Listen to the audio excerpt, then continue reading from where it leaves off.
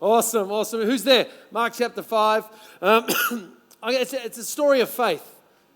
It's an amazing story of faith. It's a story of faith where God brings faith into the lives of those He touches, and He causes their faith to grow.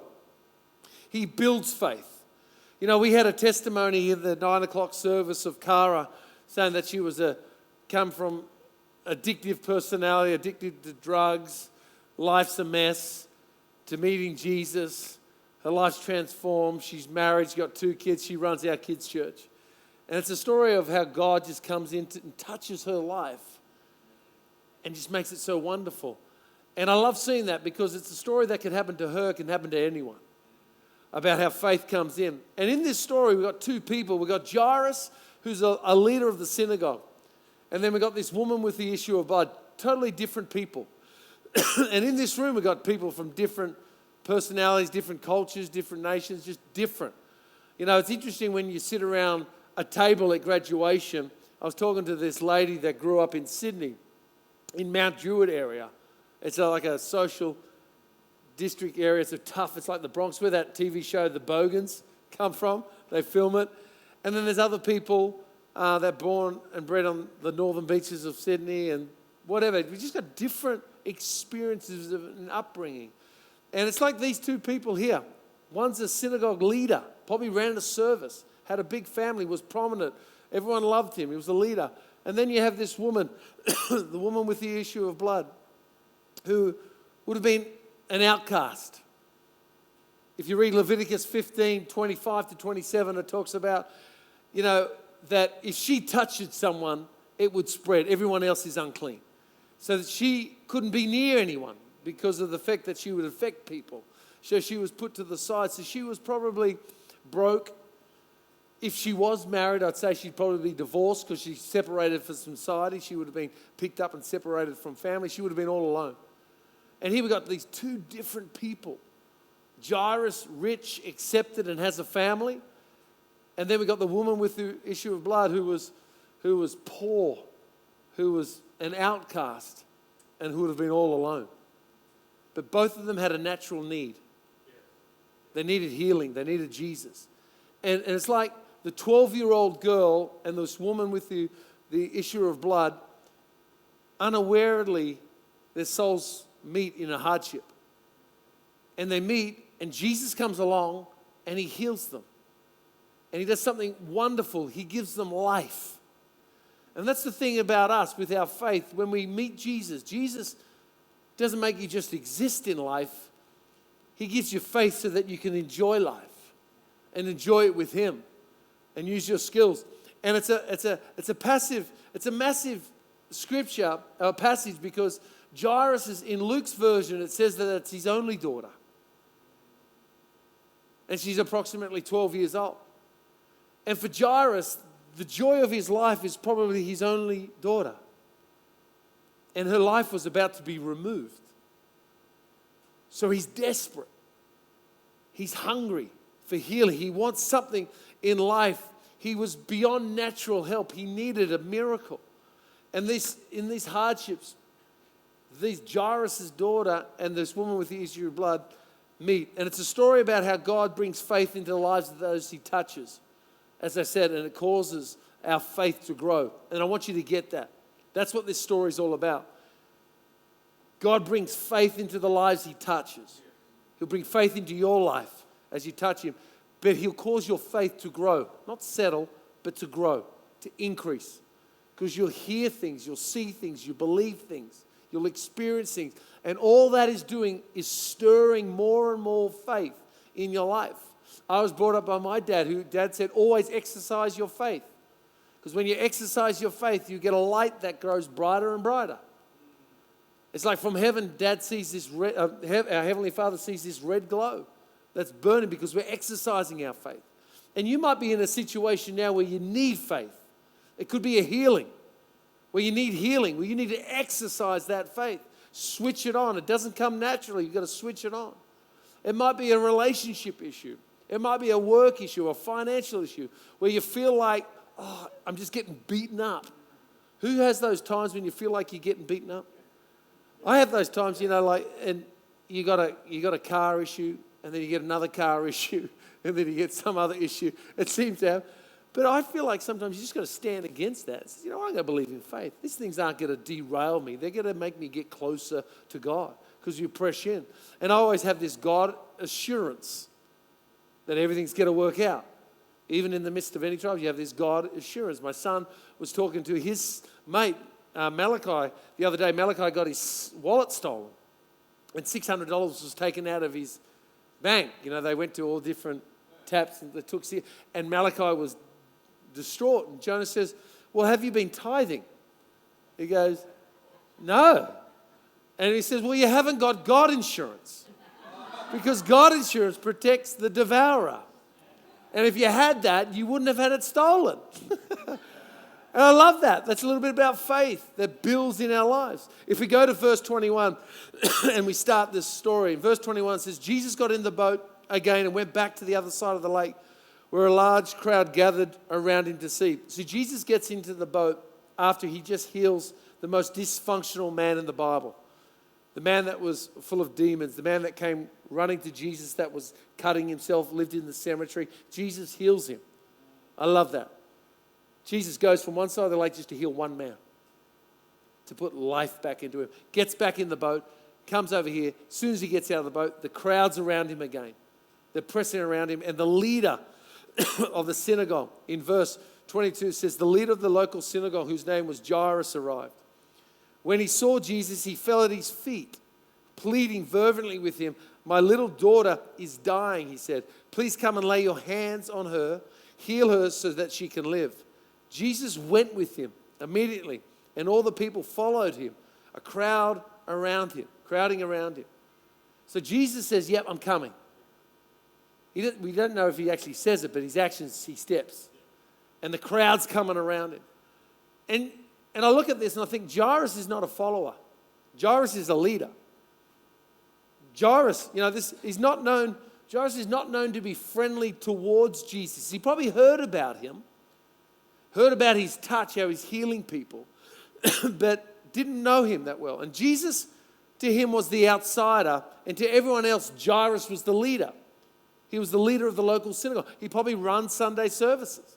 He was the leader. And the crowd would have been amazed when Jairus fell at his feet, humbling, pleading for the life of his only daughter. They would have been amazed at the leaders falling at the feet, bowing to Jesus. And it got me thinking, well, who gives a rip what everyone else thinks? We're in a desperate need. Who cares what people think? The thing is, he was desperate because he loved his daughter, and he would do anything. This is what a lot of mums do. They fight for their kids. They'll sacrifice getting their hair done so that there's meals on the table. They'll sacrifice a lot of things just so that the life of their kids. And here he is. This guy doesn't give a rip about anything. All he cares about is that Jesus come and heal his dying daughter. He was desperate because the only joy in his life was about to be snuffed out. And he was desperate. And Jairus came to Christ not for his love for Jesus. He was desperate for a need. He needed Jesus. He was desperate for a need. And that's all he had. And so he comes to Jesus with a need of hope. He didn't know much about Jesus, but Jesus was his only hope. And he realized that at the end, he wasn't sure if it was the person or the touch, but he was desperate. And this is how most of us come to know Christ. We get desperate. There's a need. We have despair, which despair commonly comes before grace. And we've got this need. We're full of anxiety. We're full of stuff that's happening in our world, and we're frantic. We've got fear. And that often turns us to a need. We need something. And I pray that when you feel like that, we have a daily need where we always come to Jesus. That we need him. We need Jesus to get through this life. And Jesus responds to this man's need, Jairus' need. And it's like, I think Jairus' faith is like baby faith. It's not big. He doesn't really know, but there's something about this touch. If he can just touch her, she'll be healed. And the crowd follows it. As they're walking through, you've got to picture the scene. As Jairus and Jesus are walking with the disciples, the crowd's coming around. And for me, if I was Jairus, I would be yelling at the crowd, "Get out of the way. Can you part the way, please? My daughter's dying." But the crowd's pressing in even more. And they're probably walking like this, just slowly up. And if I was Jairus, that would be complete agony, because time's ticking. I've got a desperate daughter that's waiting for you. Can you move, please? We've got to get through. And he's freaking out. And Jairus' trip suddenly, from a slow pressing walk, stops to a complete halt. And if I was Jairus, I'd be screaming, "Why he stopped? Why he stopped?" But there was another woman with a need that stopped that movement. And her name was the woman with the issue of blood. We don't know her name. And it says in verse 25, a woman in the crowd who had suffered for 12 years with constant bleeding. She had suffered a great deal from the many doctors. And over the years, she had spent everything that she had to pay them. But she had gotten no better. In fact, she had gotten worse. She heard about Jesus, so she came up behind him through the crowd and touched his robe. For she thought to herself, "If I can just touch his robe, I will be healed." Immediately the bleeding stopped. Just love that. Immediately she touched Jesus, the bleeding stopped. Immediately she touched Jesus, the shame went. Forgiveness came in. Faith came in. The guilt went out. The uncleanliness, the feeling like she's an outcast, feeling like she's alone, would have stopped right at that moment. Jesus feels that power. It says immediately the bleeding stopped, and she could feel in her body that she had been healed of her terrible condition. Jesus realized at once that the healing power had gone out from her, so he turned around into the crowd and asked, "Who touched me? Who touched me?" And I think this woman was trying to escape the public eye. She did her best to be like a stealth bomber, to come along, because if she was in public and she was known, she would have been thrown out. So she did her best to hide. She was like a stealth coming through the crowd just to touch. And the same power that in the previous chapter, you read chapter Mark, Jesus calms the sea and heals that man with the demonic spirits. It's the same power that heals this woman immediately. And she gets touched, heals her, and the world stops as Jesus' power is released into this lady. And Jesus said, "Who touched me?" See, Jesus was calling her to stand before him. This takes faith, because she was an outcast. And he's calling her to stand before him. Not just for her benefit, but for Jairus' benefit. Jairus needed to see the faith that he had the healing power.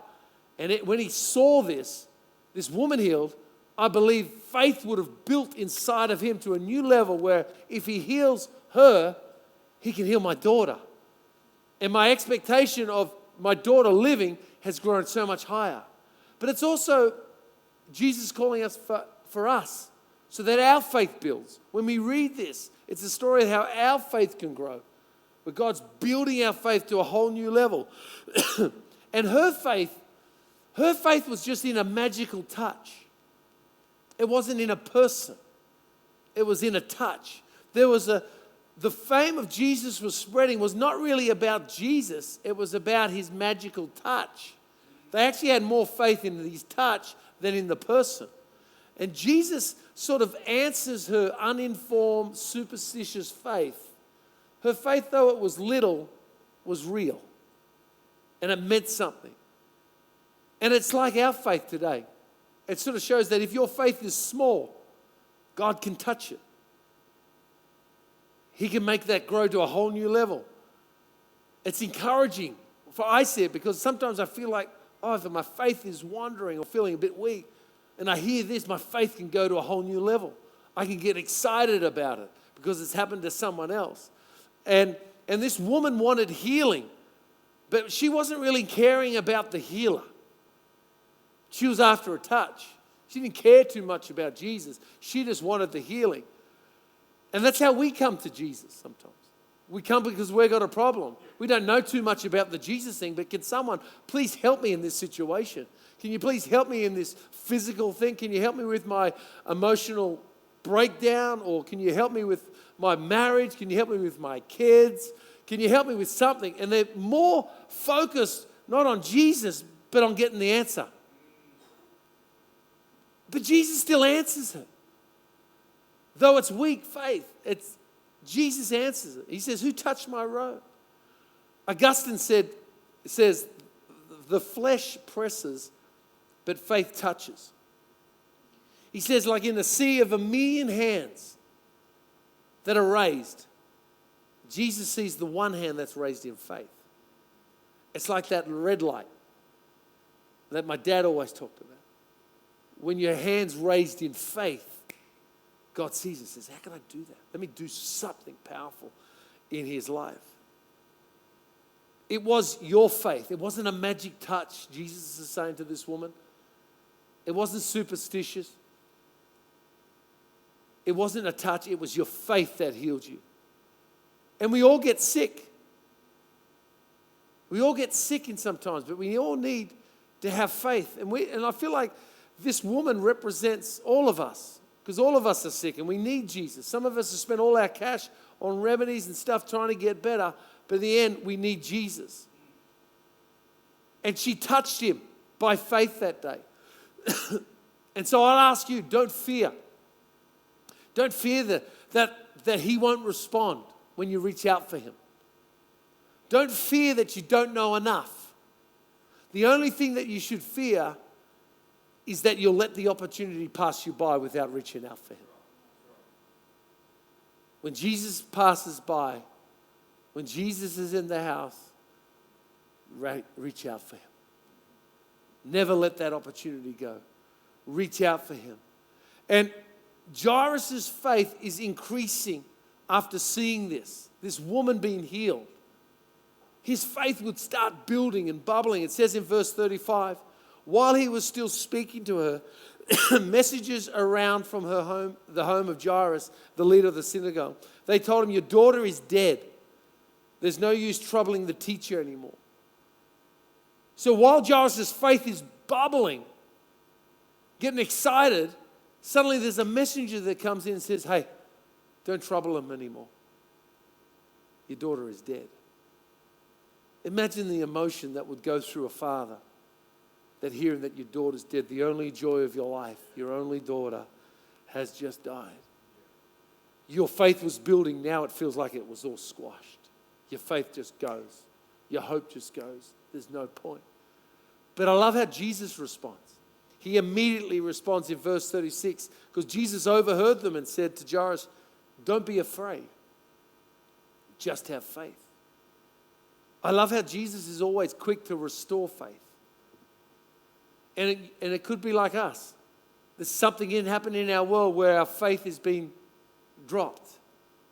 But Jesus always says, just have faith. Just have faith. Don't be afraid. Just have faith.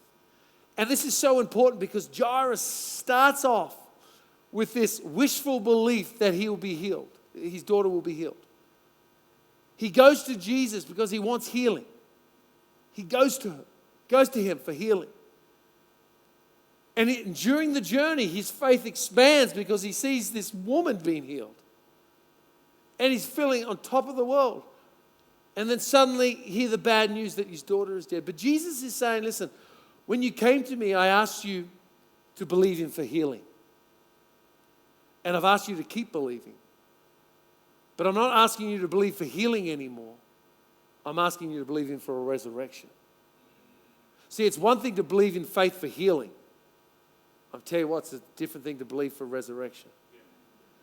One thing to believe in for healing for this person than to stand in front of a corpse and believe for resurrection.